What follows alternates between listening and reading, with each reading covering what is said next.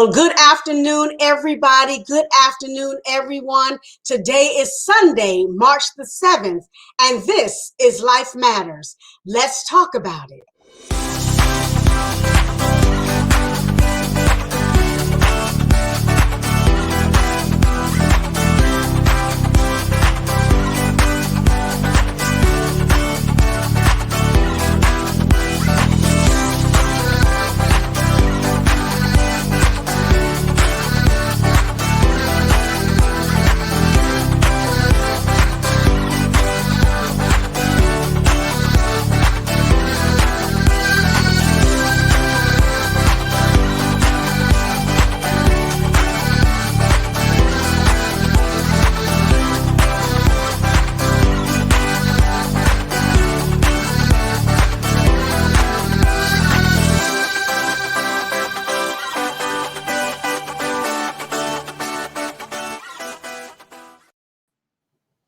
Well, hello, everybody. Hello, everybody. I am Michele Johnson. I am your host, and I want to welcome each and every one of you to Life Matters with Michele. You know, this is the platform that we use to talk about all things that matter in the African American community. And so I am so excited to have you on today.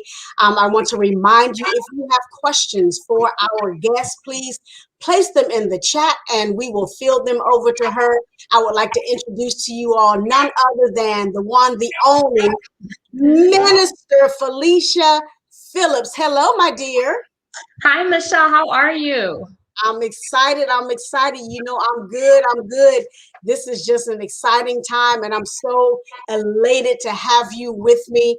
Let me introduce you to all of our guests, because this is going to be a wonderful show. I'm excited about it. Yes. So Miss Felicia Phillips has an MDiv and a CNC. She's an international speaker, preacher, yes, ISCA certified nutritional coach, personal trainer, and marketing and communication strategist.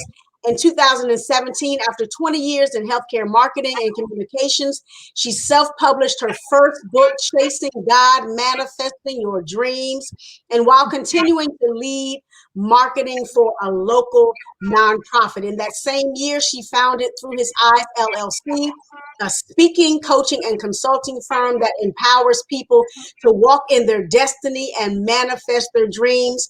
And in 2020, Felicia also founded Fab to Fit Academy to help Christian women at risk for or managing chronic disease achieve healthy, sustainable weight loss. She continues to serve clients in both businesses and is passionate about helping people lead happier, healthier, and more active lifestyle. She currently lives in Northwest Georgia with her husband and her 2 daughters. Ooh, I'm so excited. Hello, thank you for having me. Yes, ma'am. You know, this is amazing. Today we are talking about health and wellness of Black women. Let me tell you, all you guests, you all get your fingers ready to type, because I know that she's going to give us some juicy bits, some juicy nuggets, because in our community, Felicia, we know that obesity is rampant. We know that it's got like a takeover spirit, if you will. And a lot of us, you know, male and or female, but we're going to focus on females today. A lot of us are putting band-aids on, you know, weight loss, or we're trying all of these different fad diets, and it's not working, and it's bouncing back on us 10, 20 pounds more than what. Absolutely. So as we talk about, you know, health and wellness in the Black woman, first of all, tell us a little bit about your Fab to Fit Academy so we can get that out there and let people know a little bit more about that. Absolutely. So I was certified as a nutritional coach back in 2019. And at that time, I had started offering nutritional coaching. I really was passionate about nutrition because of my own personal weight loss journey. So for years, I was that person that exercised, I ran, I did Zumba, I did step aerobics, I did kickboxing. I did so many things except change how I was eating. And it wasn't until I made a decision that I was going to change some of my bad habits and change my lifestyle to accommodate the healthy weight loss that I wanted to see, that I really began to see changes. And so I became passionate about nutrition. However, what I was finding when I first became a nutritional coach was that the one-on-one model for a lot of the people in my immediate circle was honestly just a little cost prohibitive, right? It was a lot for them to be able to cover the cost of the one-on-one nutritional coaching.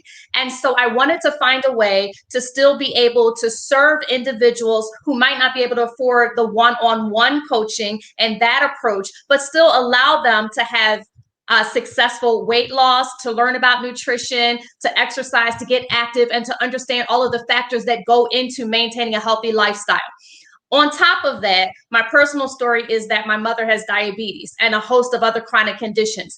And so I really wanted to, again, be able to provide an affordable option for individuals who were battling or at risk for those chronic diseases. And that was really the birth of the Fat to Fit Academy. It's an online school and a membership program that offers exercise classes on a weekly basis, group coaching once a month. I bring in outside experts also once a month for master classes where they talk about the various factors that might impact weight loss or related to that industry, whether it is a healthy chef, someone who specializes in self-care, a mindset master. I have all of these experts that come in and they pour into the women who are part of the Fat to Fit Academy. And so they're able to learn and to grow and to lose weight sort of at their own pace in a group setting as opposed to the one-on-one.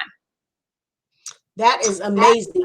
It's very important that you're very conscious or cognizant of the fact that, even though doctors stress health and weight loss, everybody is not in that financial bracket, if you will, to have a personal trainer, to even go to Whole Foods or some of these more pricier grocery stores to do what they need to do. And so I'm really excited because I'm on a weight loss journey as well. So we're going to talk a little bit about that.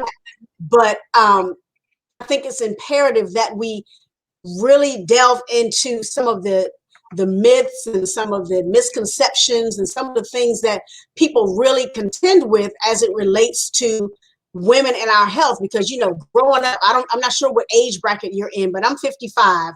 And growing up, if you were curvy or whatever, you were considered healthy.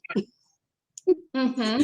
But nowadays, that healthy has spawned into something quite different, to the extent that our 12-year-old, 13-year-old, 15-year-olds are stacked, but they're stacked in the wrong direction.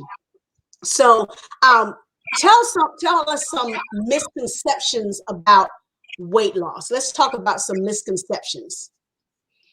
Sure. So I think that there are a lot of misconceptions around weight loss. We probably could do a whole show just on that. But one thing, going back to what I talked about as far as my own personal journey, is that you can out-exercise a poor diet.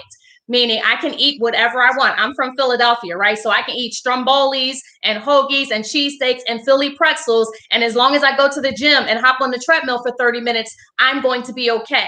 And that may work when you're younger, right? So age is definitely a factor. I am 44 years old. And so that lifestyle may work for you when you're younger.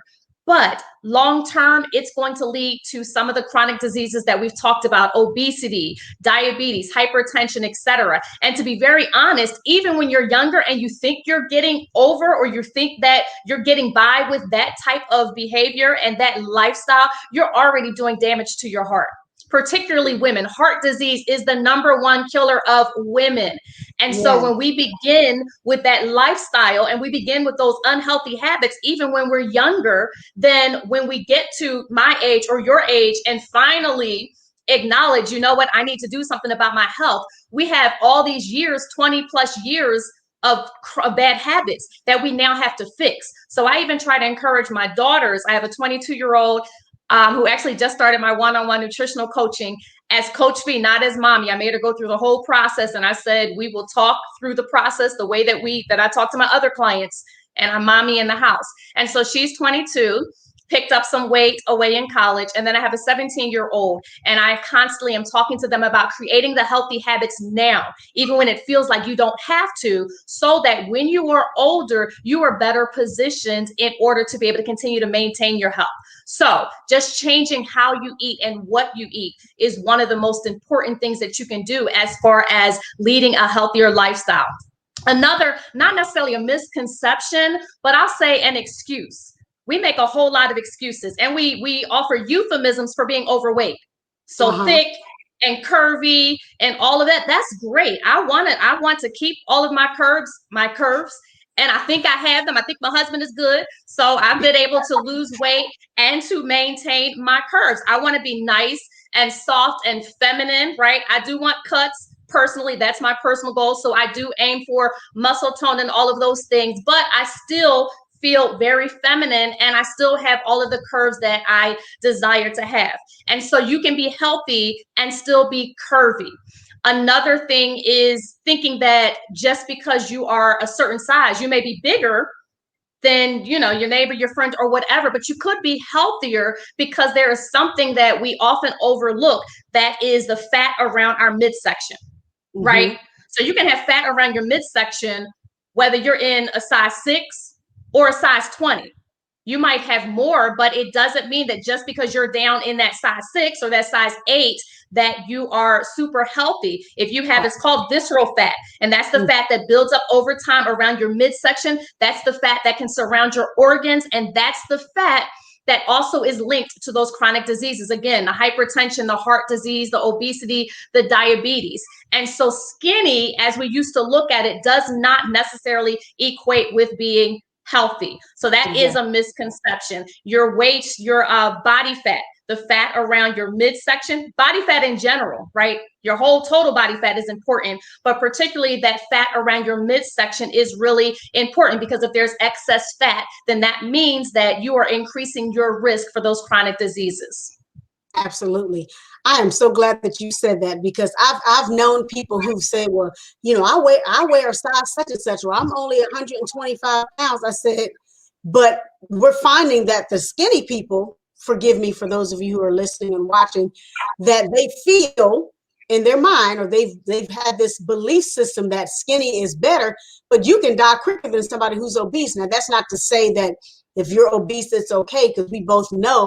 And I'm so glad that you talked about the visceral fat, that, you know, you see somebody in a pair of skinny jeans and they're small at the bottom, but then they look like, what is it, a pear? It's an apple, where they're round in the middle. And Mm-hmm. they're still dressing it up. But I'm like, that right there is leading you to all of those chronic diseases.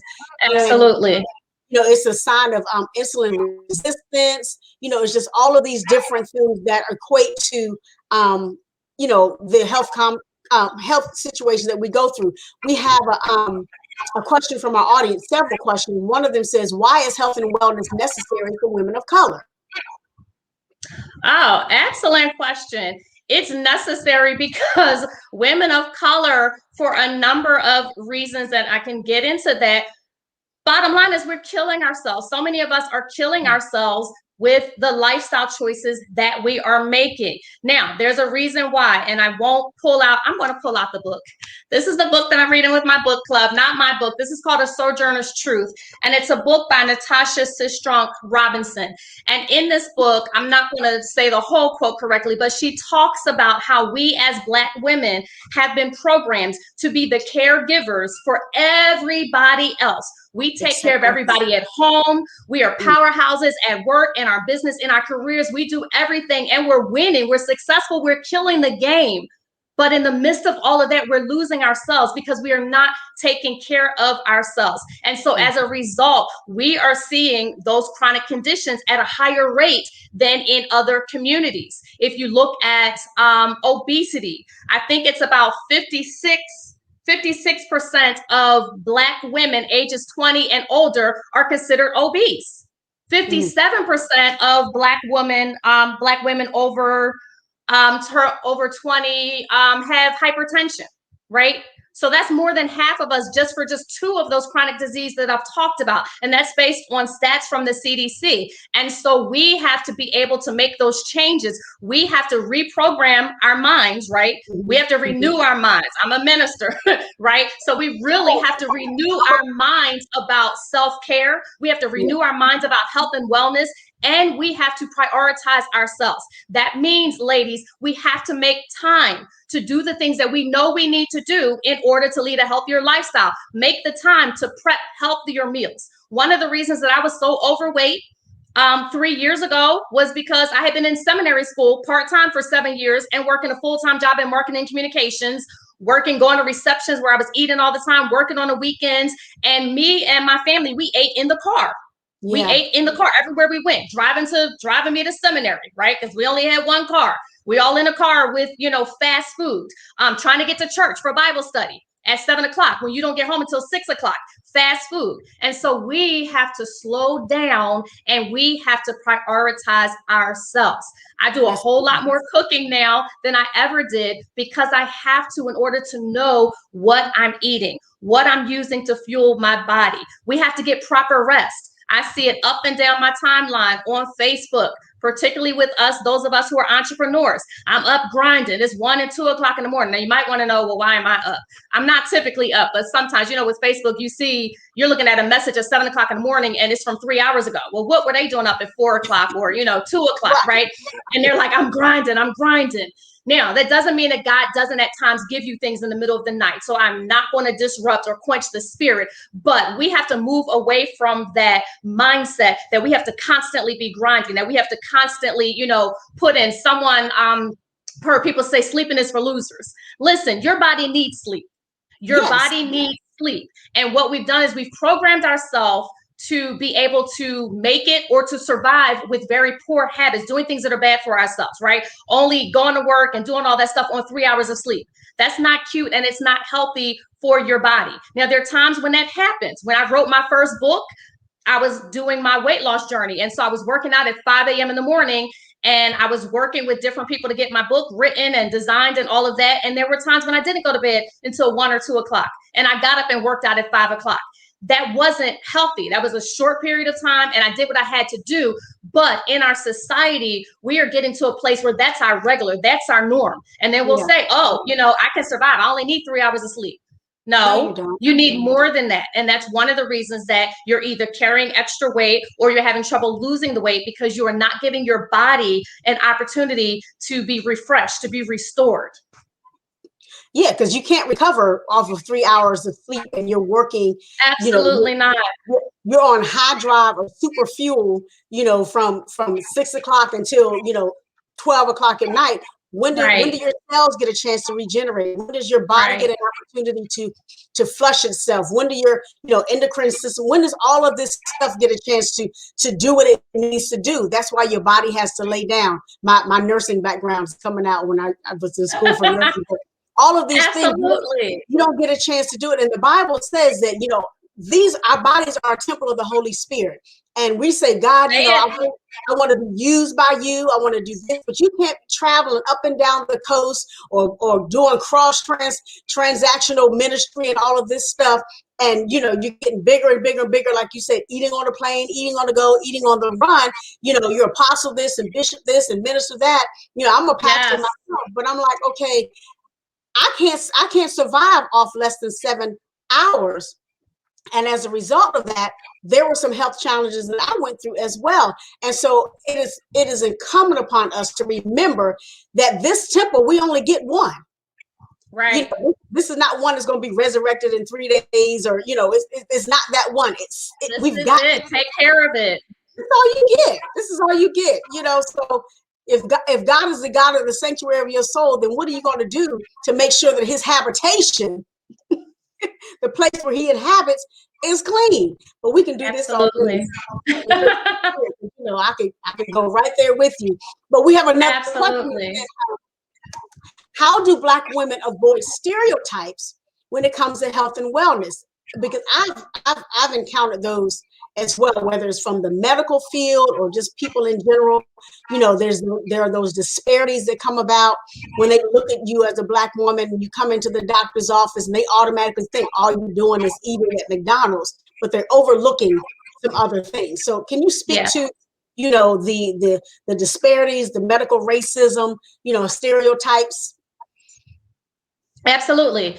So I'll say that what you have to do is do your homework, you have to do your research, and you have to not be afraid of the medical, I'm talking to medical now, of the medical community, which means do not be afraid to make your doctor work for you. Do not be afraid to ask questions. Do not be afraid to challenge. My personal example is my mother, who is my VIP client. She's my number one client. My mother has lost 62 pounds with me since July of 2019 when we first started. And she has type 2 diabetes and a number of other chronic conditions. My mother has had type 2 diabetes since 2009, right? So this is not something that just happened. And she didn't start off with insulin, but because she was really slow and didn't change her habits, her eating habits, she eventually eventually needed insulin, required insulin. And so from 2009, 2010, or whatever, up until 2019, so 10 years, my mother was on diabetes medication and my mother was taking insulin. My mother, when we were preparing to relocate, I told you before the show that we relocated to Georgia. And so during that process, my mother and my father moved into my house in Pennsylvania for 3 weeks while we were just transitioning. And I started preparing her meals. I'm going somewhere with this, so hang with me, guys. I started preparing her meals, right?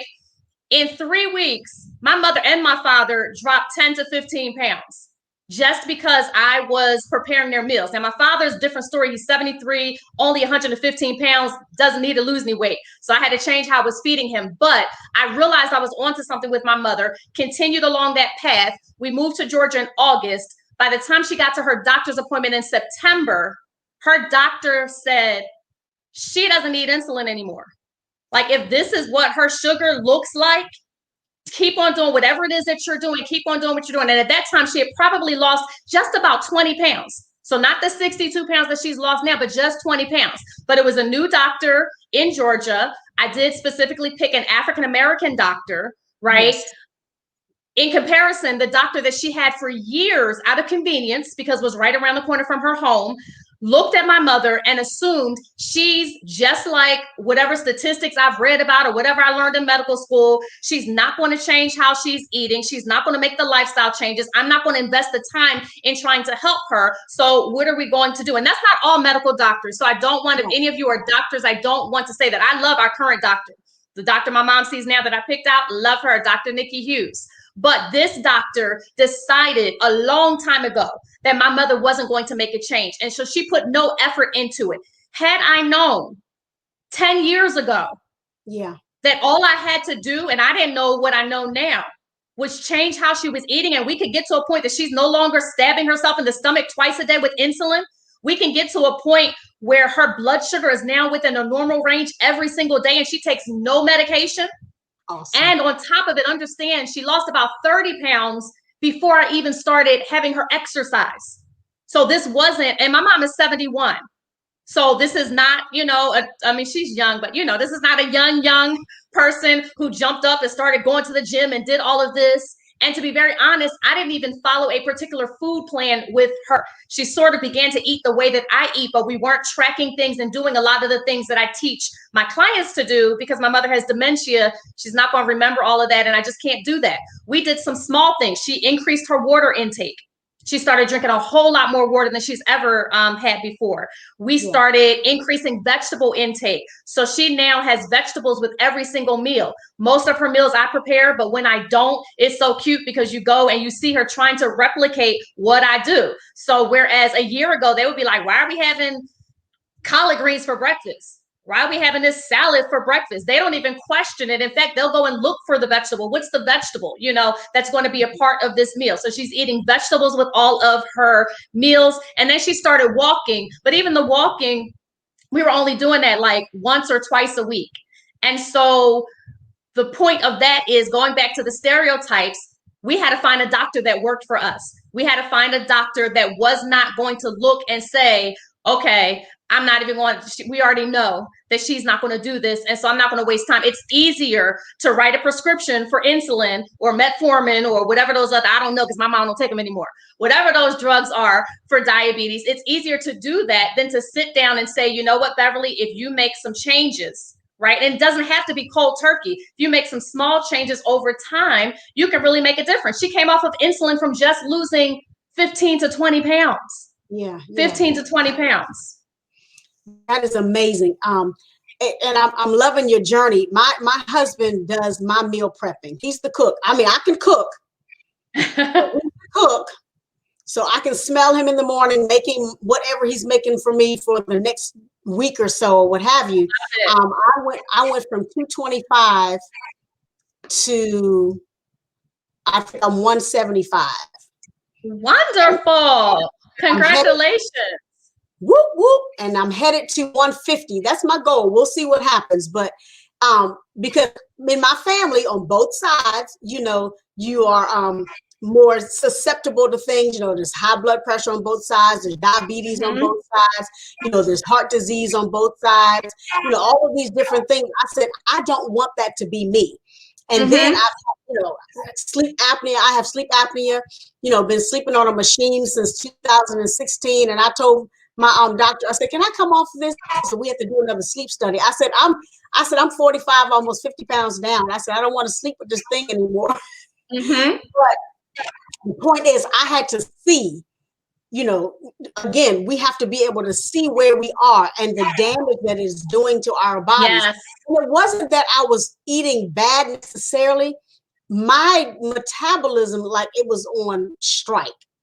Because I was working out 5 days a week. I was like, what is going on right here? So when we talk about it, let's step into this next part. Talk about genetics. How does that affect, not making an excuse, but how does it affect us as African American women in our weight loss journey or our health and wellness journey? Because you can look at everyone in my family, besides myself, my sister who had bypass, and my other cousin that has lupus, everybody else is 200, 300, pounds. So speak to the genetics portion. Again, not making an excuse for it, but how do we circumvent that, if you will? Sure. So I think that one of the things that we do hear from people is, oh, everybody in my family is sick, or everybody is built like this, or even with some of the conditions. Well, everybody in my family has diabetes, or they have hypertension, or they died from this and they died for that. And what happens, unfortunately, is that we give too much weight to those genetic pieces. There are a number of factors that go into healthy living and that go into your weight, but we focus so much on those things that we completely negate the role that we play and what we can actually do, right? And so there's certain habits that develop within the family. And so the family may be, all bigger or thick or whatever, because the family collectively, we've learned we cook this way, right? We always, when I make my macaroni and cheese, I always use 5 cheeses, and I always use this or whatever and all of that. And I'm not coming against, listen, on Thanksgiving, my children have taken over the macaroni and cheese. They make an amazing macaroni and cheese. So I'm not coming for us and macaroni and cheese, but we've learned how to do things a certain way, and we've learned how to eat a certain way. So it's really the patterns of living that we replicate when we have to be the disruptors in the family. We have to say, instead of embracing, well, everybody died from diabetes, so you're going to die from something. Instead of embracing, well, everybody is sick, so I can't do anything about that. Oftentimes, the reason that we embrace those things is because we don't really believe that we can. And so we're afraid. And it's so much easier to say, just look at celebrities and not, I'm not going to name anybody because I'm not even going to go there, but just think about celebrities who have said that they were okay with their weight and they weren't concerned, they weren't going to do anything about their weight, and then went and secretly lost weight, whether through surgery or whether through exercise, diet, etc. Right? they weren't comfortable with where they were for a Yeah. number of different reasons, but we're oftentimes afraid that we can't lose the weight. We're afraid that we can't be the change. We can't be the disruptor. And so we allow that fear to stop us from making the changes. And then it's easier to just sit back and relax into my family. My Mm. family looks like this. We're all thick. We all have thick thighs. We all have big hips and all of those things. That may very well be true, but we have the power through diet and through exercise, through our habits, stress management, sleep, drinking more water, all of those things. We can make a difference. We can be the change. And when we do that, the wonderful thing is that we're an example to our family members. We're an Yes. example to those who think that they can't. And I want to throw this in because there's a lot of shaming around people that choose surgical options. I'm not against surgical options because if you are going to a legit doctor, there's a whole lot of work that goes into you preparing yourself mentally, and from your nursing background, mentally and physically before you even go under the knife or whatever that procedure is, right? Yeah. And so it was not necessarily any less work for you to make the decision, that hard decision, that you were going to go and get that surgery and the work that had to be done before, plus the trauma to your body during the surgery and everything that you have to do afterwards, right? And Yes. so no matter how you do it, the underlying thing is that you have to be willing to put in the work, and you have to be willing to make changes that are going to be lifestyle changes, right? Lifestyle changes. And that's what separates the fad diets that you talked about at the top of the hour with some of the sustainable changes that I work with my clients to create, so that it's not, okay, I went and I did this surgery and I'm just making this up, I lost 30 pounds, but I didn't change my mindset about food. I didn't change my relationship with food. We didn't dig into why I was using food to deal with my stress or my depression or whatever was Mm-hmm. going on in my life. And so as soon as those problems resurface, I The have weight came nothing back. to pull from. I'm going Mm-hmm. to go right back to those same bad habits. And then I'm going to find myself possibly gaining all that weight back and more, and then slipping into depression because I'm like, oh my goodness, I went through it. I'm embarrassed. I was afraid of this. I went through all of this, and this is whether it's surgery or not. And I lost the weight, and now here I am. Look at me. So being afraid that you really can't do it. I tell people all the time, particularly when they first start with me, you have to believe that you can do this. I'm Yeah. telling you, I deliver results. I can, if you do what I'm asking you to do, if you work with me, if you stick with me, I'm going to pour into you. I'm going to inform you. I am going to crack the whip if I need to, but you're going to get to the goal that you want to get to if you do what I'm asking you to do. But you really have to believe that you can do it. And if you believe that you can do it, guess what? You can and you will. Yeah, yeah, yeah. And so, and I'm glad you said that you spoke about whatever the choice was that people have made to lose the weight, because some people have to have the surgery because they need that drastic kickstart. Mhm. But if they do not shift their mindset, if they don't shift how their relationship with food, and Yes. the outcomes or the consequences of not sticking to it, why get cut on if you're not going to stick to it? Right. That's my question. But I just think it's very important that, again, it doesn't matter the method of how you get it, as so long as you stick with it and it becomes lifestyle, thus life changing. And so that is Yes. amazing that you said that. um, One of the things I wanted to ask you, when we talk about, disparities, let's talk about our community. You have inner city women of color. You have women who may be in rural areas. May have women who do not make a lot of money. How can you guide them, if you will, to a healthier diet if they do not have the funds to get the healthy things? For some of us, we can get creative. We I love cauliflower rice. I put it in things instead of real rice, and Hmm.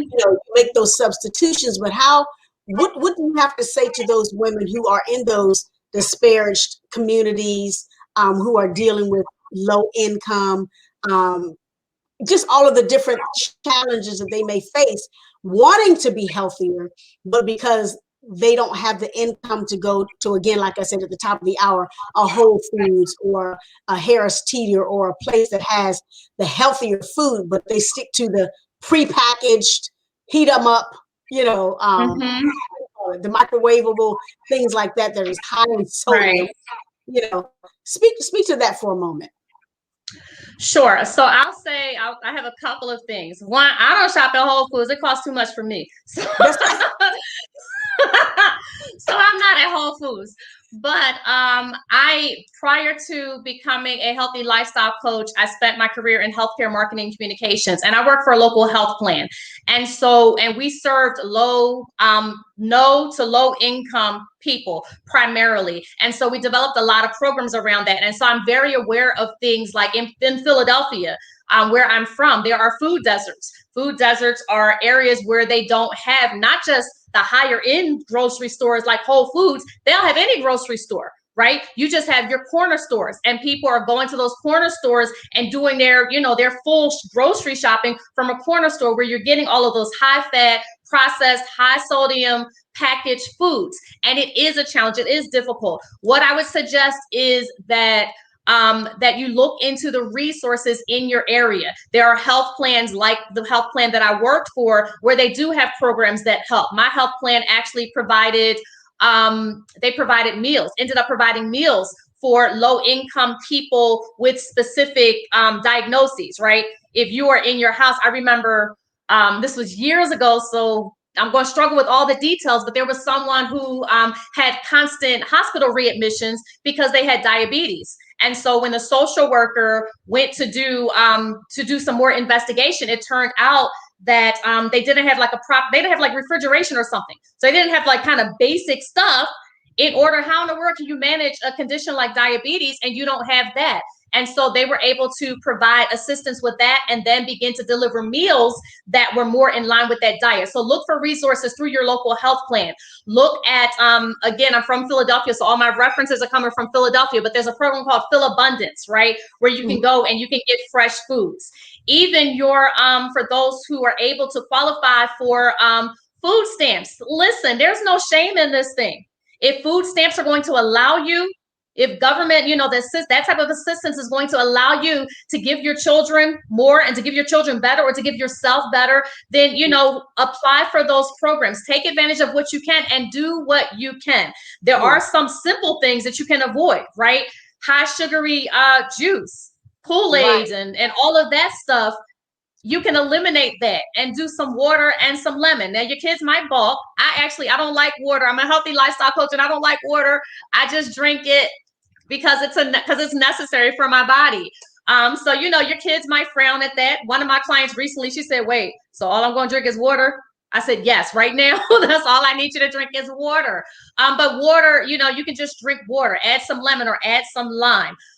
Depending on where you live, you could look at the option of growing your own vegetables. I'm now growing my own vegetables, but I will acknowledge that I also have time to do that. So some of the people that we're talking about, maybe single moms working 1 or 2 jobs with kids, and they don't have time to come home from work and go out into their garden and try to grow tomatoes. So that may not be an option, but just look for resources. Don't be afraid to ask around, talk to your doctor, right? When you have that good relationship with your PCP, you can talk to them and explain what your situation is, and they may also have resources and be able to direct you. So there are some things, I absolutely understand the challenges, but there are some things that you can do. Exercise, you can go walk, right? Provided, again, this gets into social economic stuff, right? Provided that you're not in a neighborhood where you're concerned because you got to bring all your kids in because somebody may be shooting or something like that. But provided that it is safe, exercise, walking is an exercise that you can do and you can do safely. You may be able to go to a park in a different area if the immediate area around your house is not conducive to that type of thing. But those are things that you can do for absolutely free. You can run up and down your steps if you're in a house, right? Run up and down your steps. It's just like the Stairmaster at the gym, minus the monthly membership fee, right? Exactly. So you have to get creative, but there are some options for those of us who don't have, who are not able to invest in gyms or lifestyle coaches and personal training, and who may have challenges with getting some of the fresh foods. Absolutely. And I'm glad that you said that, because I remember when the pandemic first came out, there was a lady who on Facebook. I don't know who she is, but she was always in my thread, or her video was always in my thread. You know, when the pandemic first broke out, people had to stay home for however long it was. I can't remember. I've been home since March. It's kind of a Right. blur. And so she was taping herself using her house as her gym.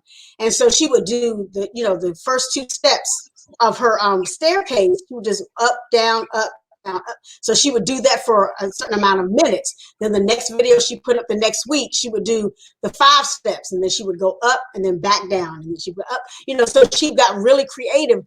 And I'm so glad Yes. that you said that, because we do make excuses that I can't afford Planet Fitness, I can't afford LA Fitness, I can't afford this, doesn't. So not bilking at it, not knocking it, not judging it. I get it. I bought a treadmill, one of those flat ones that you can slide it under your couch or what have you. And I walk 6.5 miles every other day. And I've never done that before, but it's helping me. Awesome. And so, Awesome.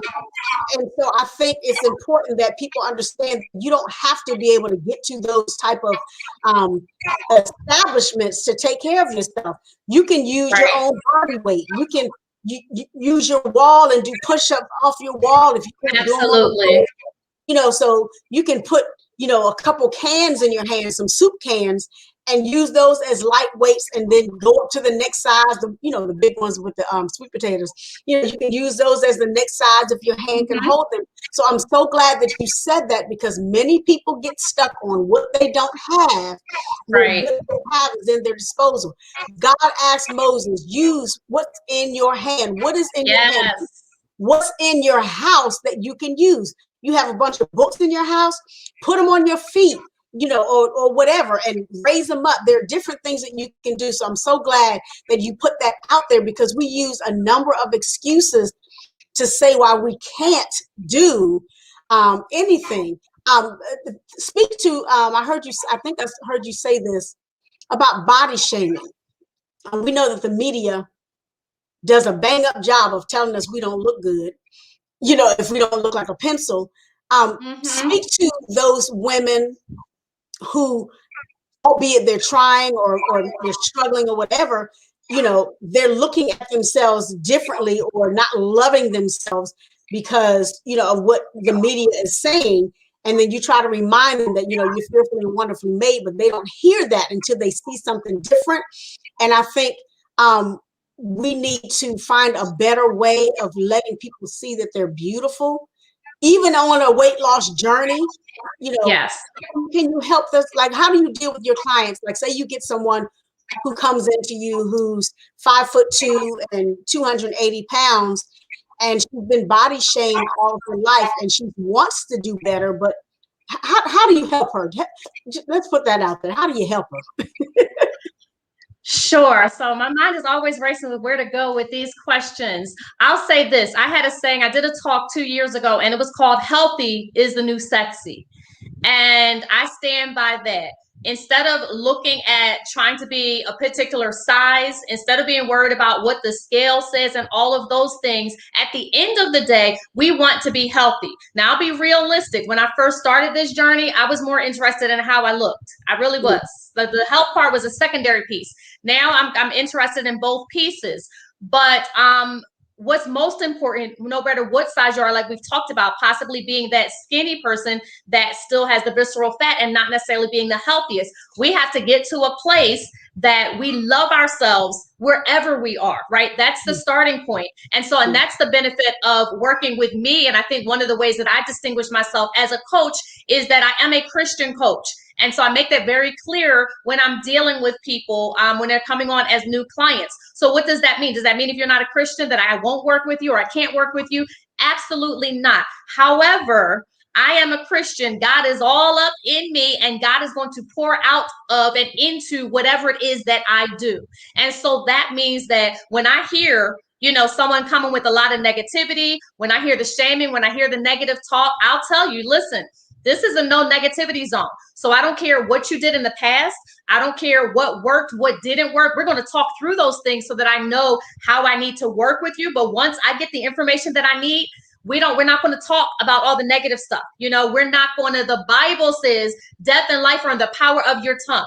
And so we're going Absolutely. to speak life over our body. We're going to speak life over our health. We're going to speak positive things. We can do it, none of the negative things. And one of the reasons that the academy is called the Fab to Fit Academy is because I look at all of my clients as already fabulous, right? No matter what size you are, if you're size 0, if you're size 20, we're already fabulous. My Yes. role is to help you to be fab and fit. And so you're going to be fab to fit.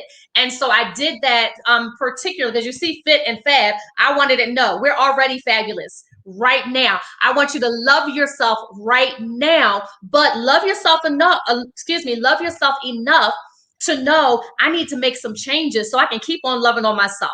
I need to Yeah. make some changes so that I can keep on being the best me. I need to make some changes so I can honor this temple. And so I will encourage people. I will pray with you. You know, if I'm seeing it, don't let me be your personal friend on Facebook, because you might have, snuck out something negative on your thread that you didn't tell me when I was coaching you, and I'm going to call you on it. Like, what is this? Right? So just encouraging you, creating affirmations for where you want to go, envisioning yourself where you want to go, and just continually looking forward and believing that you can make the change. But the change is not so you can start loving yourself.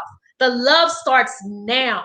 The Yeah. change is so that you can continue to love the amazing person that you are, the amazing, fearfully and wonderfully person that God made you to be. And so you can be the best that you can be in all areas of your life, not just with health and wellness, because when you get this thing together with your health and your wellness, it is transformative. It blends into every other aspect of your life. You're more confident. You have more mental clarity. You have more energy. So many other areas of your life will improve if you can just get a handle on your health and wellness. But I absolutely want you to love yourself right now, exactly where you are. Absolutely. And I'm so glad that you said that, particularly for our young girls, because, they're looking at images that are not realistic, not just in our Mm-hmm. community, but they're just not realistic. And I think we need to do a better job of teaching our young ladies to love themselves before somebody else can love them. Yes. Because if you step into a relationship expecting that person to make you happy, or expecting that person to make you, to love you beyond your scars, beyond your fears, your insecurities, and all that stuff, you're going to be on a frustrating journey. So I'm so glad that you made that statement that loving yourself is the first step. And then the reflection of that is what you do about it. How do Yes. you morph, your attitude to take you down a journey of taking care of yourself. And for Right. me, and I tell you, this is a blessing. We could talk about this all day. It's a blessing to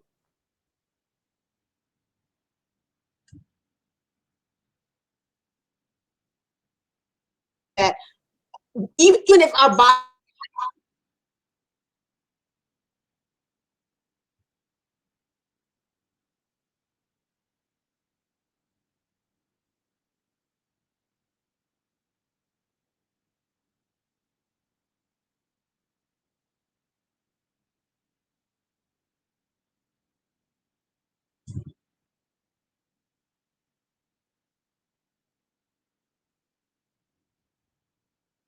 again, we are talking with the amazing Felicia Phillips. We're talking to her about health and wellness in the Black woman.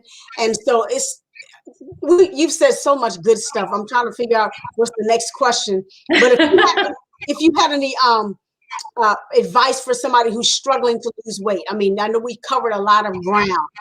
Um, what are some of the things, if you wanted to part some final advice for those who may be coming in late, or who may not have, heard the whole broadcast? Give us some final tips and quips, that some young ladies may need. Absolutely. So I just want to thank you for this opportunity. And I'll close with this. This is an acronym that I like to pull out with my clients and when I speak. And it is the acronym is FIT. And obviously, that's not super creative. Anybody that is in fitness, health, and wellness probably has something that they do with those words. But from a Christian perspective, again, which is something that I think differentiates me from my approach and the principles that I use to work with my clients. I look at FIT as an acronym that stands for three things. The first thing is focus on God's will for your life as it relates to health and wellness. So often as Christian women, we focus on, developing our relationship with God and pursuing God and chasing after God and all of those things, but we don't exactly know how do we bring that in and relate that to our health and wellness. Well, the Bible says, beloved, I wish above all things that you would prosper and be in good health, even as your soul prospers. So when we're looking at weight loss, when we're looking at healthy living, this is God's will. Yes. God's will is not that we are burdened down with disease and, that we have all of these sicknesses and these illnesses and we're sluggish and we're tired and we're winded when we get up to the top of the steps and we don't have the strength to chase after our grandchildren or our children and all of those things. That's not God's will for our lives. God's will above all things is that you would prosper. And sometimes we focus on the prosperity part, right? Show me the money, run me my money, right? And we forget about the health thing. But that scripture says, beloved, I wish above all things that you would prosper and be in good health, even as your soul prospers. So focus on the will of God, being in good health. The second thing for the I is imagine yourself and your life leading a healthier lifestyle. What would that look like to you? How would you feel if you were at your ideal weight? How would you walk? What type of clothes would you get? Would you change your hair? What would that do to your position at work? Right? Would you have more confidence? What does that look like? Imagine yourself playing at the park with your children. Imagine yourself going for a run and not being out of breath. The Bible says that God is able to do exceeding abundantly above all we can ask or imagine, according to the power that worketh in us. So I want you to imagine what that looks like. And as you imagine it, know that God can exceed that. God can do it if you believe it. And then the last one is not so spiritual. Well, actually, let me take that back. The Bible says faith without works is dead. So the last one, T, is take action. Take action. You can sit on the couch, you can sit at the computer, and you can watch everybody else taking action, following their dreams, pursuing whatever it is they want to do. And you can be you can sit on a bench. My coach, Pastor Monica Haskell, says you can sit on a bench or you can be in the game. It's time for you to get in the game. And so if you want to lose weight, you have to take action. That means you have to put in the work. It may mean doing it on your own, and that's absolutely fine. You may find out I don't have the discipline or I don't have the motivation to do it on my own. That's where people like me come in, a coach, to help you to be able to take the necessary actions. Maybe you don't know what action you need to take. Guess what? I do, and I can help you to do that. So take the necessary action. So just as a recap, focus on God's will. Beloved, I wish above all things that you would prosper and be in good health. Imagine your healthy living and your healthy lifestyle. God is able to do exceeding abundantly above all you can ask or imagine, and take the necessary steps. You can't just sit at home and wish yourself thin. You can't wish yourself healthy. You have to take some steps. Faith without works is dead. That's how you can get fit. My goodness, this has been some rich dialogue. Thank you, thank you, thank you. I promise you, I'm praying that those who watch back or listen back, that they can take some of these nuggets, because I was writing as you were talking, because I like to do a recap. But I'm hoping that they will take these nuggets to heart, because again, a lot of people will watch or listen and then they'll say, oh, this is nice, or that was powerful. And again, they will sit on the sidelines, watch other people lose weight, watch other people get into skinny jeans, watch other people, change their lifestyle and get the promotion or whatever the case may be. And then they'll be jealous and mad and upset when all you have to do was get in the game. All you had to do was step in the water. You just had to step in the water, But I'm so excited about this. I want to thank you once again. For those of you who are interested in having a health and wellness coach, please visit www.fab, the number 2, FIT Academy. That's www.fab to fit academy, with the one, the only Felicia Phillips, who is going to help you get your body, your mind, and your spirit right. She's going to help you get well from every dimension. But again, starting with loving you and then moving you all the way up the ladder to loving yourself and your body and how you look in your eyes and in God's eyes. And, I'm reminded that the Bible says, be not afraid of their faces. Don't worry about what people are saying. How do you feel about you? No one Yes, understands that you are fearfully and wonderfully made. Let me get off of that. absolutely. Go right into a and they'll be like, "Is this Life Matters or is this your church?" Okay. Anyway, but I'm so excited again to have you with me on today, Miss Felicia Phillips, talking about health and wellness in Black women and men. You can take this on too. We just happen to be talking about women, but men, you can take these same nuggets and Yes. apply them to your life just the same. If you want to add, benching and pressing and all of that, oh my, get right on the head. I ain't doing it. But anyway, so We again, gotta talk about that. no, I We're have gonna talk I have, about I have shoulder, back, and neck injuries. that. There's, there's a reason why, but I'm a disabled veteran, so I can't do Okay. everything. But the point of the matter is, I'm excited for this segment, and I pray that people will watch back, they will listen back, because this is what we need. And people don't tell us this stuff, Miss Felicia. Right. They do look over us and make the assumption that we Right. want to be fat, we want to be thick, we want to be this, we're lazy, or whatever the case may be.